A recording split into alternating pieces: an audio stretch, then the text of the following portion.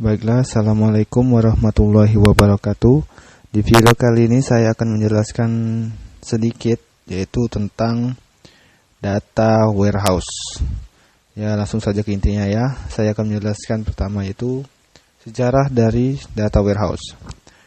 Awal mula data warehouse berangkat dari tahun 80-an di mana peneliti IBM Barry Devlin dan Paul Murphy mengembangkan bisnis data warehouse.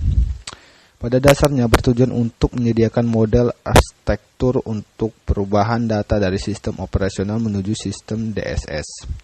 Beberapa hal penting berkisar sejarah data warehouse adalah 1960-an, General Mills dan Dartmouth College mengembangkan istilah Dimension and Fact.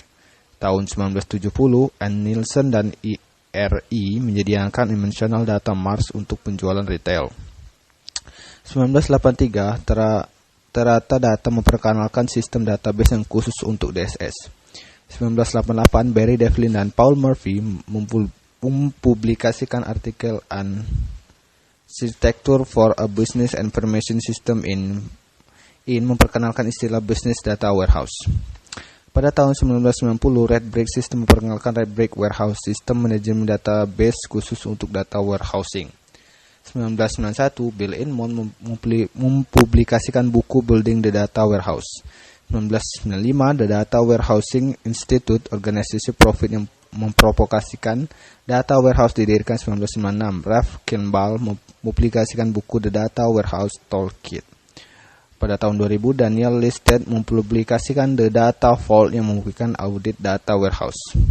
Sering dengan semakin meningkatnya kompetisi bisnis, setiap organisasi harus dapat melakukan tindakan bisnis yang tepat. Di masa yang lampau, keputusan bisnis didasarkan pada institusi pihak manajemen.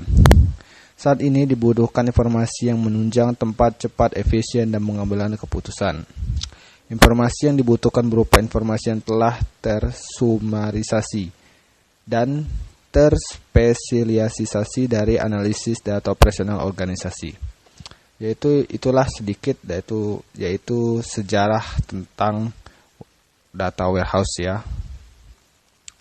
Sekarang kita akan lanjut ke kelebihan dan kekurangan dari data warehouse ini. Kelebihan data warehouse yang pertama itu data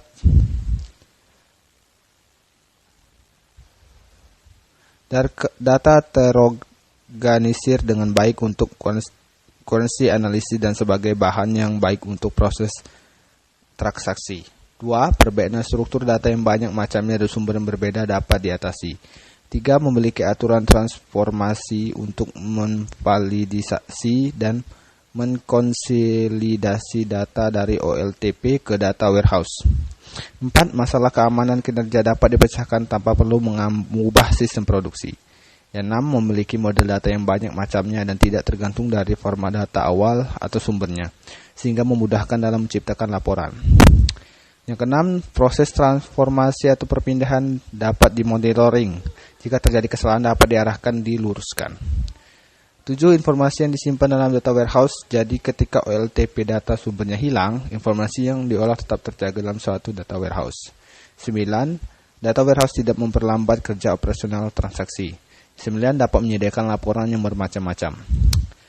Kekurangan dari data warehouse bukan merupakan lingkungan cocok untuk data yang tidak terstruktur.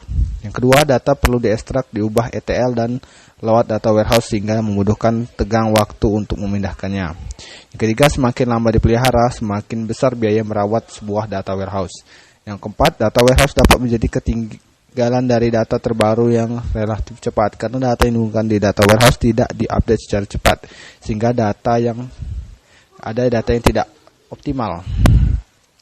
Itulah yaitu penjelasan sedikit tentang kelebihan dan kekurangan dari data warehouse.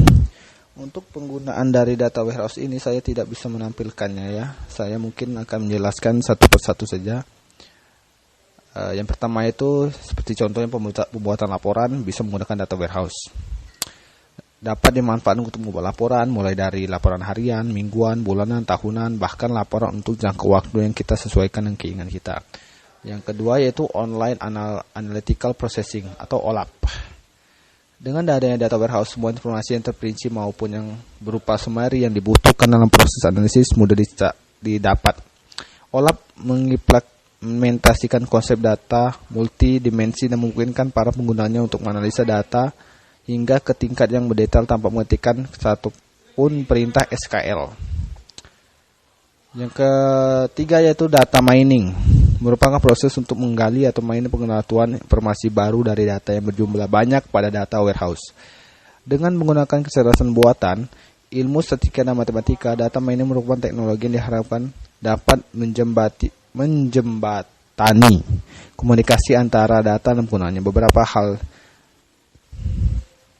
yang dapat dilakukan oleh data mining antara lain menebak target pasar, memprediksi penjualan, melakukan cross market analysis, melihat profil pelanggan, membuat ringkasan laporan, dan lain sebagainya. Yang keempat, pendukung pengambilan keputusan di tingkat atas. Ya, mungkin itulah sedikit penjelasan dari penggunaan, kekurangan dan kelebihan warehouse dan sejarah dari data warehouse.